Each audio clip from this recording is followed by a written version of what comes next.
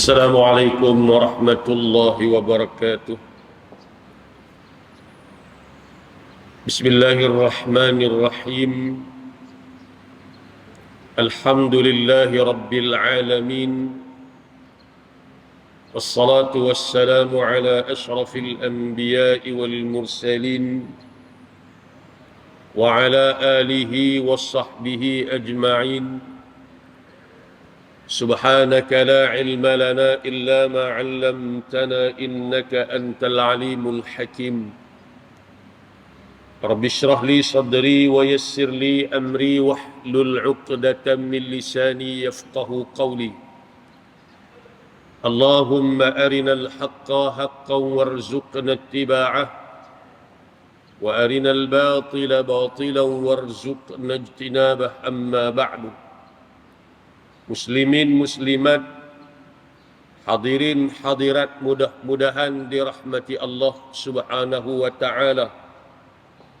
Pertama-tamanya, marilah sama-sama kita panjatkan kesyukuran kehadrat Allah Subhanahu wa ta'ala atas limpah kurnia dan keizinan daripada Allah, dapat sama-sama kita menghadirkan diri ke rumah Allah pada pagi yang penuh dengan keberkatan ini, pagi Jumaat yang merupakan penghulu kepada segala hari, di bulan yang penuh dengan kemuliaan ini, bulan Muharram. Dan hari ini kita berada pada 10 Muharram, di antara hari-hari kebesaran dalam kalender Islam. Mudah-mudahan keberadaan kita di dalam rumah Allah pada saat dan ketika ini akan senantiasa dirahmati dan diberkati oleh Allah Subhanahu wa ta'ala. Bulan Muharram di antara bulan-bulan yang diberkati dan bulan-bulan agung, yang merupakan bulan yang pertama dalam kiraan tahun hijrah, dan termasuk dalam salah satu daripada bulan-bulan haram yang Allah sebut dalam Quran, A'udzu billahi minasyaitonir rajim, Inna iddatash syuhuri 'indallahi 12 syahran fi kitabillahi yawma khalaqas samawati wal ard minha arba'atun hurum dzalika ad-dinul qayyim فَلَا تَظْلِمُوا فِيهِنَّ أَنفُسَكُمْ إِلَى آخِرِ الْآيَةِ. Kata Allah Subhanahu wa ta'ala, sesungguhnya bilangan-bilangan bulan di sisi Allah itu ialah sebanyak 12 bulan dalam kitab Allah Subhanahu wa ta'ala. Pada hari Allah mencipta langit dan juga bumi. Daripada 12 bulan itu terdapat 4 bulan yang disebut bulan-bulan haram. Maka janganlah kamu menzalimi padanya akan diri-diri kamu. Disebut di dalam hadis Nabi sallallahu alaihi wasallam, riwayat daripada Abi Bakrah radhiyallahu anhu daripada Nabi sallallahu alaihi wasallam, Nabi kata, as-sanatu 12 syahra. Setahun ada 12 bulan. Minha arba'atun hurum. Daripada 12 bulan itu ada 3 bulan yang disebut sebagai bulan-bulan haram, yang mana salasatun mutawaliyat, 3 bulan berturut-turut, iaitu Zulqa'dah dan Zulhijjah dan juga Muharram. Kemudian yang tunggalnya adalah bulan Rajab. Hadirin yang dikasihi sekalian, ini di antara dalil-dalil yang menunjukkan kemuliaan bulan Muharram yang kita berada pada saat ini, yang merupakan kiraan bulan yang pertama dalam tahun Hijri.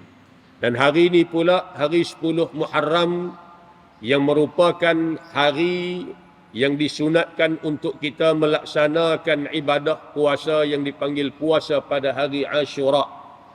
Riwayat daripada Ibni Abbas radhiyallahu anhuma, katanya, ما رأيت النبي صلى الله عليه وسلم يتحرى صيام يوم فضله على غيره إلا هذا اليوم يوم عاشوراء وهذا الشهر يعني شهر رمضان.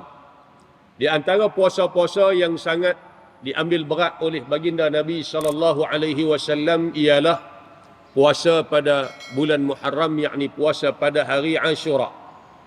Yang mana Nabi SAW menyebut kepada kita di antara kelebihannya, ahtasibu 'ala Allahi an yukaffira as-sanata allati qabla.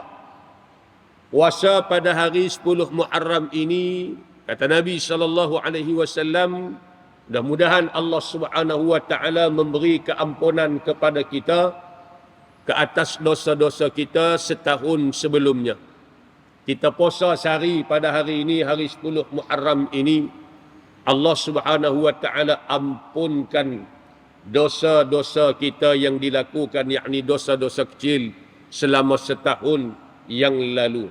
Tuan-tuan hadirin yang dikasihi sekalian, di antara apa yang dapat kita ambil juga kelebihan ataupun apa yang tercatat dalam catatan sejarah, bila masuk bulan Muharram ini, kita akan bercakap berkaitan dengan peristiwa hijrah baginda Nabi SAW. Walaupun kalau kita tengok dalam sirah, ialah hijrah bukanlah berlaku pada bulan Muharram, tapi peristiwa hijrah ini berlaku pada akhir bulan Safar pada tahun tersebut, dan Nabi tiba di Madinah pada bulan Rabiul Awal, sekitar 12 Rabiul Awal. Mana peristiwa hijrah ini berlaku pada penghujung bulan Safar. Cumanya Sayyidina Umar ibn al-Khattab radhiyallahu anhu menjadikan peristiwa ini sebagai perkiraan dalam tahun Hijri, sebagai hari yang pertama, bulan yang pertama dan tahun yang pertama dalam kalender Islam, atau disebut sebagai takwim kita ataupun Hijri, tahun Hijri kita.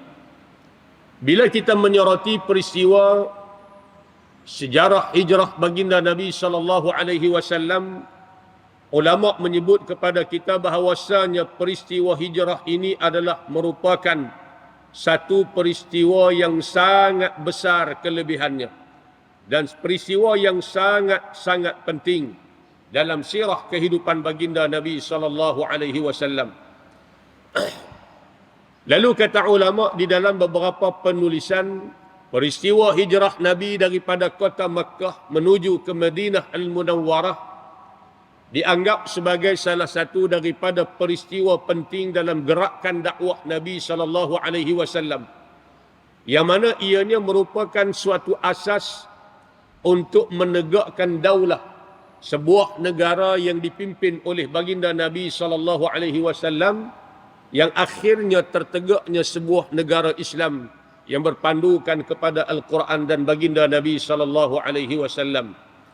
Sebab yang membawa kepada hijrah ini di antara apa yang Allah Subhanahu wa taala susun dan atur. Yang pertama, kata ulama, sebab yang menyebabkan orang Islam berhijrah daripada kota Makkah ke Madinah Al-Munawwarah, yang mana sebelum itu telah pun berlaku 2 kali hijrah ke Habasyah. Kita baca dalam sejarah baginda Nabi SAW ketika di Mekah, di saat orang Islam belum ada kekuatan, diperlakukan atau diseksa oleh puak-puak musyrikin Mekah. Islam belum kuat pada ketika itu. Nak bangkit berperang pun belum ada persediaan yang secukupnya. Maka belum disyariatkan perang ketika mana Nabi berada di kota Mekah. Maka Nabi SAW minta para sahabat supaya keluar daripada kota Mekah, berhijrah ke Habasyah untuk mencari perlindungan di sana. Kerana di sana ada seorang raja yang adil walaupun dia beragama Nasrani.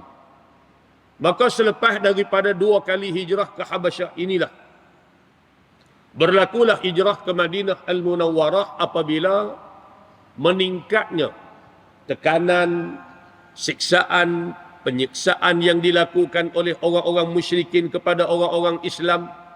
Lebih-lebih lagi di kalangan orang-orang Islam yang lemah, yang susah, maka dikenakan tindakan ataupun dikenakan penyiksaan, ditangkap, ada yang dibunuh sebagainya. Sebagaimana keluarga Yasir yang dibunuh. Kemudian sebagaimana cerita yang selalu kita baca Bilal bin Rabah. Maka Nabi SAW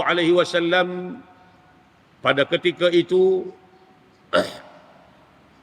di awal pergerakan Islam itu minta supaya orang Islam bersabar. Sehinggalah datangnya perintah Allah Subhanahu wa taala untuk orang-orang Islam berhijrah.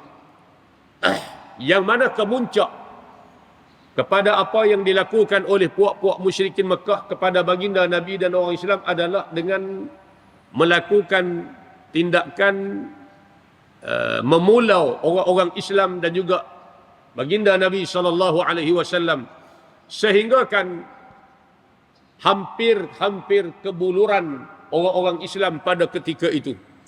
Setelah ditulis satu perjanjian digantung di Kaabah, tidak boleh melakukan apa-apa urusan muamalah dengan orang Islam, tak boleh mengahwini sanak saudara mereka.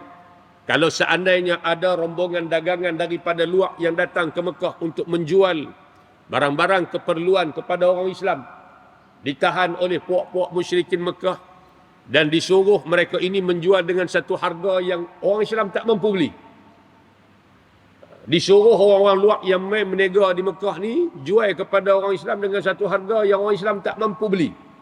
Sehingga kan hampir kebuluran orang-orang Islam pada ketika itu, yang mana pemulauan ini berlangsung selama tempoh hampir 2 atau 2 ke 3 tahun. 2 tahun ketiga di antara 2 dengan 3 tahun lah. Sehingga akhirnya perjanjian ini yang digantung di dalam Kaabah dimakan oleh anak-anak, dibinasakan oleh Allah Subhanahu wa taala. Sampai peringkat begitu sekali tekanan yang dikenakan ke atas orang-orang Islam. Maka sampailah saat akhirnya kemuncaknya mereka melihat Islam tak berjaya untuk dihapuskan oleh mereka. Bahkan apabila ada orang-orang Islam yang keluar daripada Mekah pergi ke Madinah, diberi pembelaan oleh orang-orang Madinah, maka orang-orang Mekah ni berasa tak selamat. Macam mana kita nak menghalang daripada orang-orang Islam ini terus keluar daripada Mekah menuju ke Madinah? Kalau mereka berjaya pergi ke sana, orang Islam di Madinah memberi pembelaan kepada mereka, akhirnya Islam menjadi kuat. Maka kita, kata musyrikin Mekah, berada dalam keadaan yang bahaya dan kita esok bila Islam dah kuat, kita tak mampu nak lawan mereka. Sehingga akhirnya orang-orang Mekah pada ketika itu berkumpul di Darin Nadwah, sebagaimana yang diceritakan di dalam kitab-kitab sirah, untuk berbincang dan bermesyuarat apakah tindakan kita bagi menyekat agar Muhammad dan juga sahabat-sahabat dia dapat dihapuskan. Dalam perbincangan yang disertai oleh ketua-ketua kabilah di Darin Nadwah. Darin Nadwah ni disebut sebagai tempat persidangan mereka. Kita kata Dewan Rakyat, Parlimen orang-orang Quraisy pada ketika itu. Kalau ada apa-apa yang nak dibincangkan tentang isu-isu negara, maka mereka akan berhimpun di situ. Yang mana dalam perbincangan itu juga turut dihadiri oleh Iblis yang merupai satu orang lelaki-lelaki tua, yang kononnya dia ni datang dari satu negeri An-Najdu. Tujuan untuk turut sama dengan orang-orang musyrikin Mekah nak berbincang apa tindakan yang mereka nak buat kepada baginda Nabi dan juga para sahabat. Bila mari tengok ada satu lelaki-lelaki tua, dia tanya, kamu siapa? Orang Quraisy tak kenal. Dia kata, aku mari daripada An-Najdu. Iblis dia menyamar. Aku mari ini dengan kata kamu nak berbincang berkaitan dengan urusan Muhammad. Lalu aku nak turut sama. Kok-koklah ada pandangan-pandangan yang aku boleh beri untuk kamu pertimbangkan. Maka berbincang. Bila berbincang ada cadangan kata kita tangkap Muhammad, bubuh dalam penjara. Lalu Iblis kata, hak menyamak jadi orang tua tadi, dia kata aku tak setuju. Kalau tangkap dia bubuh dalam penjara, nu kawan-kawan dia hak yang dah terlepas pergi ke Madinah dan sebagainya, nescaya mereka takkan biar saja. Mereka akan datang balik untuk membebaskan dia. Jadi tak selesai masalah kamu. Lalu cadangan kedua kata, kita buang negeri. Mana kita tangkap dia, buang jauh daripada kota Mekah. Lalu Iblis kata, buang pun tak selesai masalah. Ini jahatnya Iblis. Dia masuk sekali dalam mesyuarat tu tujuan nak Orang kata apa? Nak bagi panas lagi, nak bagi dahsyat lagi tindakan Quraisy kepada Nabi SAW. Lalu kata Iblis, kalau kamu buang negeri sekalipun, tak selesai juga masalah. Kamu pergi letak Muhammad di tempat lain, esok dia seru kepada orang lain, akhirnya dia bina kekuatan, akhirnya dia datang menyerang kita balik. Kamu juga akan tewas dan sebagainya. Sehinggalah timbul dia cadangan, kita bunuh Muhammad. Barulah pada ketika itu Iblis kata, ni baru cadangan yang tepat. Tak ada jalan lain untuk kita menyelesaikan masalah isu Muhammad ni melainkan dia mesti dibunuh. Cuma nak bunuh lagu mana? Kalau seorang kita hantar pergi bunuh, sekali lagi dia tahu siapa bunuh, maka akan dituntut balas oleh keluarga Bani Hashim terhadap kita. Lalu timbul cadangan, kita ada berapa belah kabilah? 12, 13 kabilah. Tiap-tiap kabilah hantar wakil satu orang pemuda yang gagah. Bawa satu pedang, malam ni kita berimpun, kita kepung rumah Muhammad. Kita serbu ramai-ramai, kita pakat tikam seorang sikit.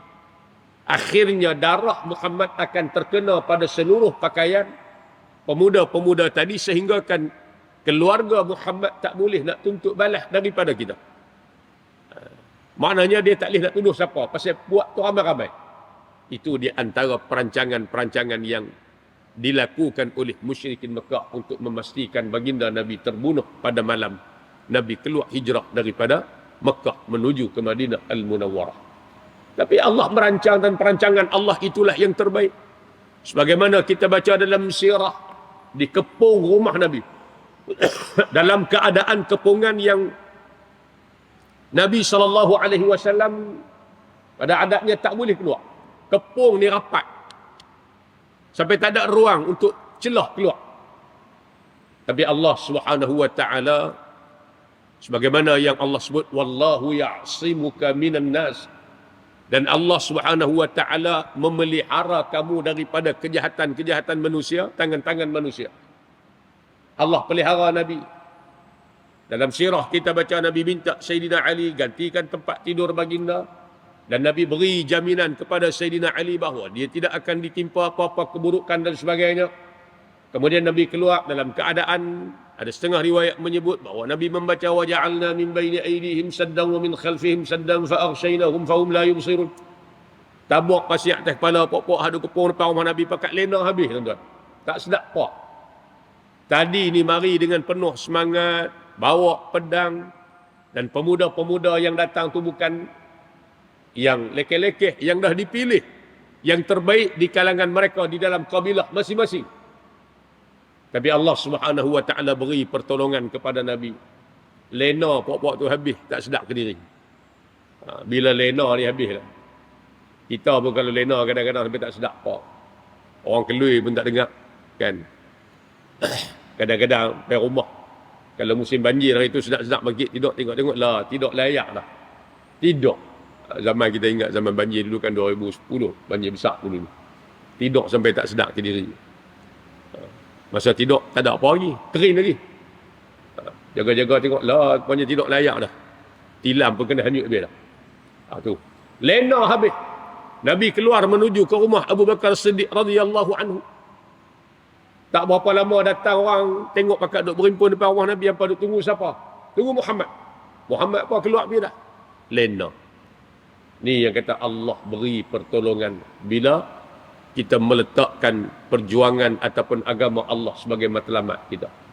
Maknanya bila kita tolong agama Allah, Allah akan tolong kita. Wala yansurannallahu man yansuruh. Dan semestinya pasti Allah akan menolong siapa-siapa yang menolong agama ni. Agama Islam ni agama Allah yang dibawa oleh baginda Nabi SAW. Bila kita tolong agama Allah, dalam arti kata kita mempertahankan, memperjuangkan agama Allah, semata-mata untuk menegakkan agama Allah. Kalau tak ada siapa-siapa tolong kita sekalipun, pasti kita akan ditolong oleh Allah, kerana yang ni agama dia. Wala yansurannallah man yansuruh. Kalau kita mengaji dalam bahasa Arab, dia ada lam takkid, kemudian dia ada nun taukid di ujung, wala yansuranna. Nahabak kata pasti, suatu kepastian yang mesti, Allah pasti akan memberi pertolongan kepada mereka yang menolong agama dia. Dalam ayat lain Allah sebut wa kana haqqan alaina nunjil mu'minin.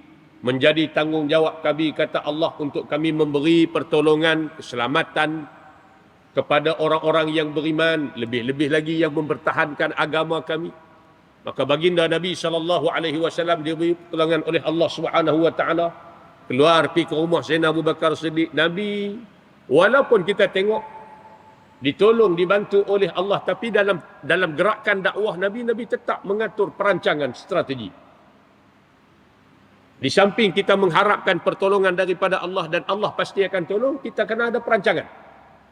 Merancang dalam apa kerja buat kita pun. Nabi sampai rumah Abu Bakar, Nabi tak taruh ke Madinah pada malam tersebut juga. Bahkan Nabi duduk dahulu di gua selama 3 hari 3 malam. Karena Nabi tahu selama 3 hari 3 malam ni musyrikin Mekah akan menggerakkan puak-puak dia sehabis-habisnya untuk apa? Untuk menjejaki dan menangkap baginda Nabi SAW. Duduk dalam gua, tidur di situ. Ditemani oleh anak kepada Sayyidina Abu Bakar Siddiq, Abdullah. Abdullah ni jadi spy. Siang dia akan pergi ke kota Mekah. Tengok di sekitar kota Mekah. Dengar kan? Pirisik tengok apakah perancangan-perancangan yang puak-puak Mekah buat terhadap Nabi dan juga Sayyidina Abu Bakar. Malam dia mari tidur dengan Nabi, dengan Sayyidina Abu Bakar di gua. Esok dia pergi pula balik buat report kepada Nabi sehingga keadaan sudah agak reda. Barulah Nabi dan Sayyidina Abu Bakar Siddiq radhiyallahu anhu bergerak menuju ke kota Madinah Al-Munawwarah. Bayangkan tuan-tuan perjalanan yang begitu kita kata sukar pada ketika itu kan. Kita daripada Mekah pergi ke Madinah naik bas pun kadang-kadang 6, 7, 8 jam. Dan singgah tak apalah, duduk dalam aircon lagi. Boleh singgah di R&R lagi. Kena nasi Arab mandi dan sebagainya. Nabi SAW dengan Sayyidina Abu Bakar Siddiq ditemani oleh satu orang penunjuk jalan, Abdullah bin Uraiqat, yang diupah oleh Sayyidina Abu Bakar Siddiq radhiyallahu anhu menuju ke kota Madinah pada ketika itu di tengah padang pasir yang panas dan sebagainya, semata-mata untuk menegak memperjuangkan agama Allah Subhanahu wa taala. Sebab tu kata ulama, peristiwa hijrah ini satu peristiwa yang sangat penting dalam kalender Islam. Daripada Mekah Nabi SAW tak ada kuasa. Tak boleh nak memerintah. Nak semayang pun tak boleh di depan Kaabah. Musyrikin Mekah kacau, halang dan sebagainya. Sehingga kan ada orang yang diseksa, ditangkap hanya kerana apa? Hanya kerana baca Quran, hanya kerana semayang, hanya menyatakan keimanan mereka kepada Allah. Hanya kerana tu.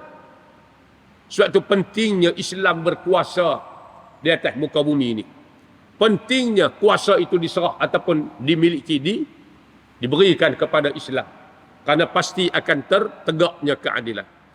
Maka hijrahlah Nabi ke Madinah Al-Munawwarah. Tahun pertama, waktu di Mekah belum disyariatkan perang lagi. Walaupun ditindas dengan pelbagai bentuk tindasan oleh puak-puak musyrikin Mekah. Kerana Islam belum kuat, persediaan belum cukup pada ketika itu.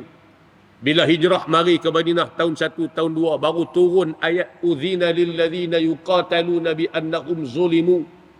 Diberi keizinan kepada orang-orang Islam ni untuk berperang kerana mereka dizalimi. Bukan perang kerana nak menyampaikan, bukan perang kerana nak menzalimi orang-orang musyrikin Mekah, bukan perang kerana nak merampas hak-hak orang Mekah, dak. Tapi diizinkan oleh Allah untuk orang-orang Islam berperang ini adalah semata-mata kerana orang Islam dizalimi. Hak mereka diambil, mereka diseksa, mereka dibunuh. Hanya kerana mereka menyatakan keimanan kepada Allah Subhanahu wa taala. Itu sahaja. Bukan kerana orang Islam ni pergi curi barang harta Abu Jahal. Bukan kerana orang Islam ni pergi maki Abu Lahab dan sebagainya. Kan? Tak sama sekali. Tapi masa apa orang Islam diperangi, dimusuhi, dizalimi hanya kerana Allah sebut hanyalah semata-mata kerana mereka ini beriman kepada Allah Subhanahu wa taala.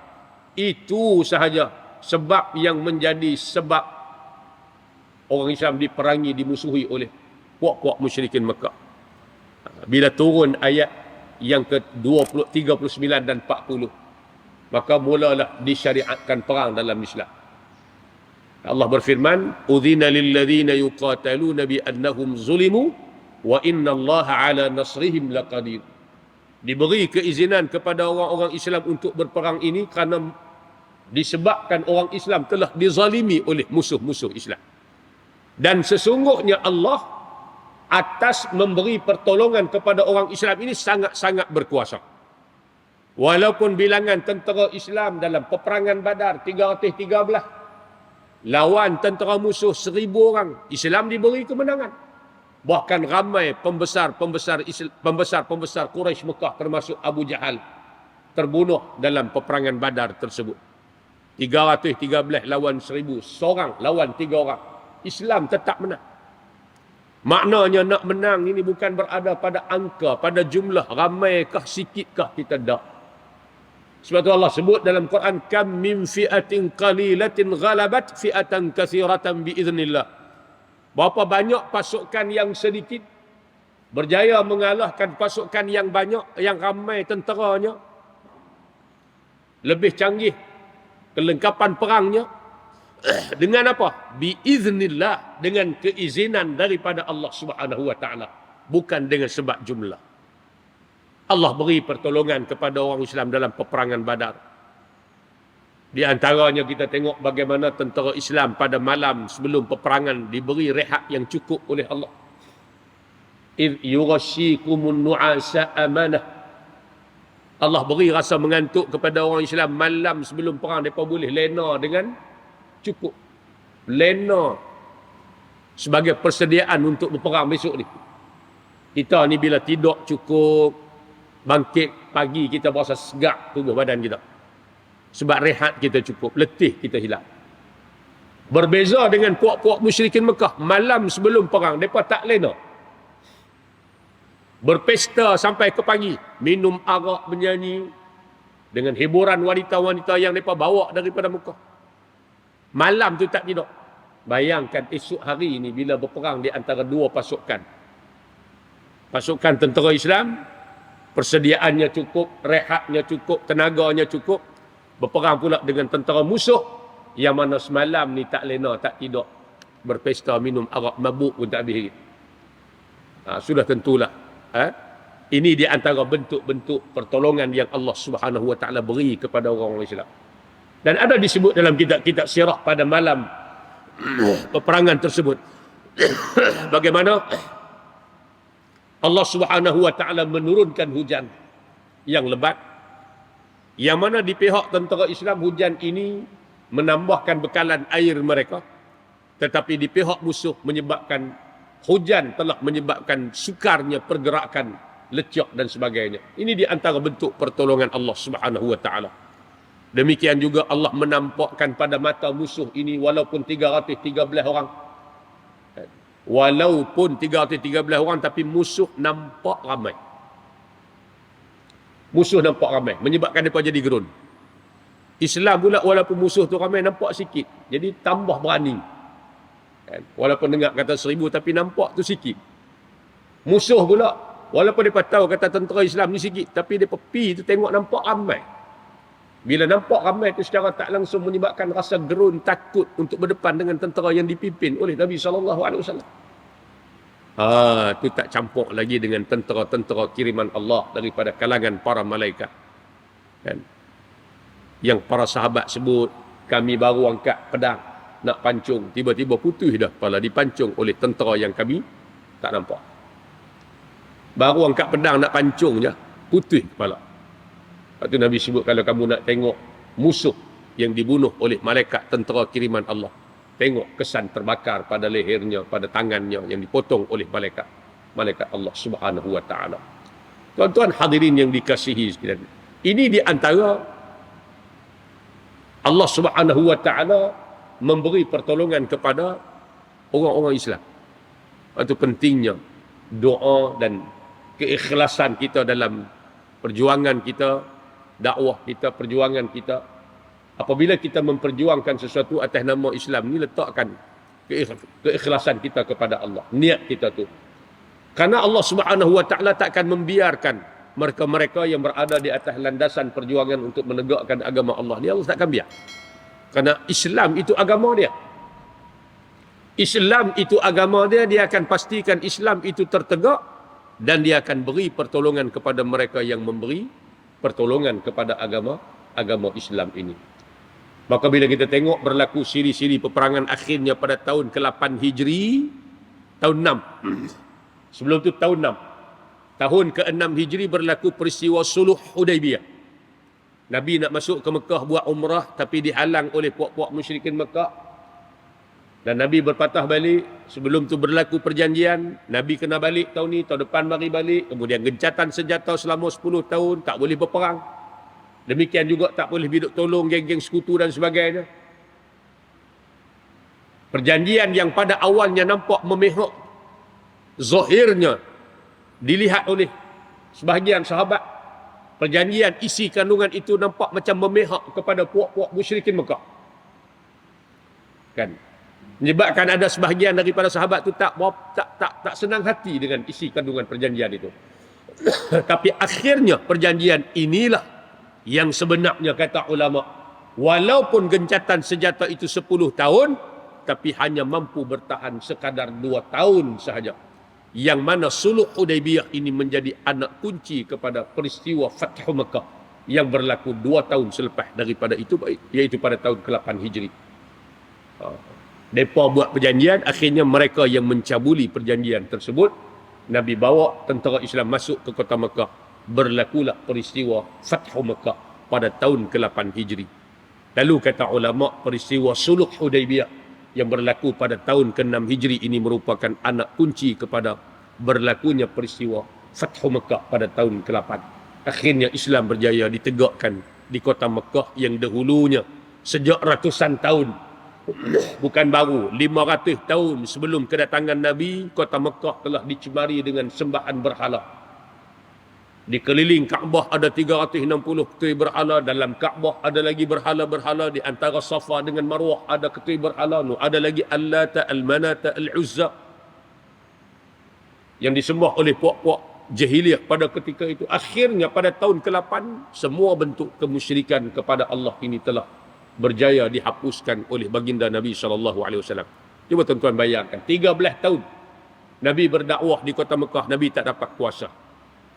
Akhirnya Allah atok satu tempat, Nabi kena keluar daripada Mekah, hijrah pergi ke Madinah. Duduk di sana 8 tahun.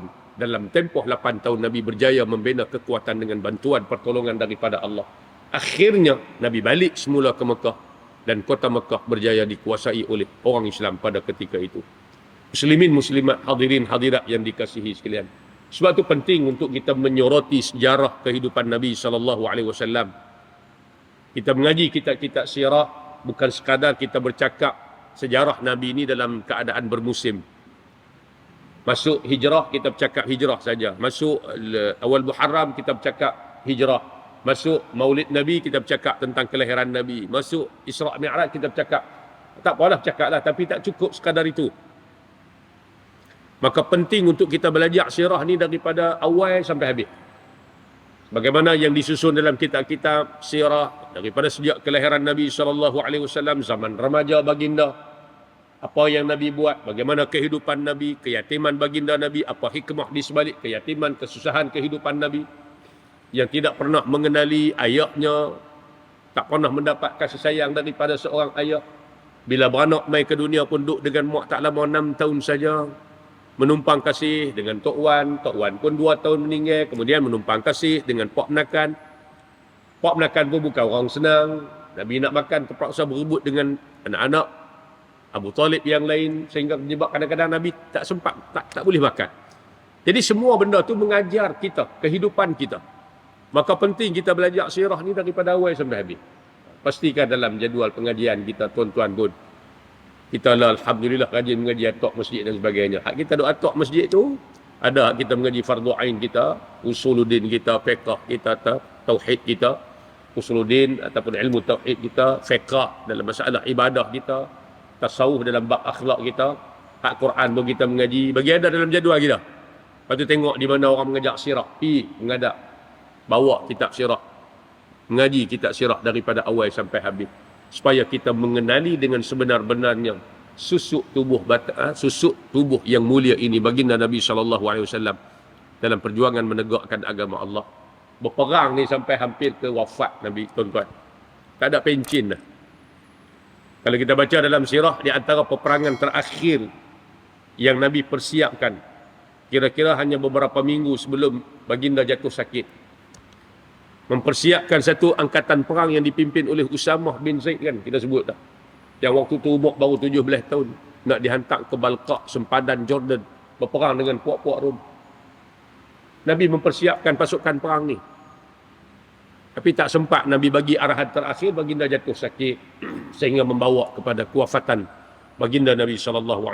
Maknanya sampai ke akhir hayat sampai ke akhir hayat perjuangan Nabi untuk menegakkan agama Allah. Marilah sama-sama tuan-tuan kita ambil semangat tahun baru Hijri ini untuk kita lebih mengenali susuk tubuh baginda Nabi SAW yang mulia ini, dengan kita mempelajari sirah kehidupan baginda.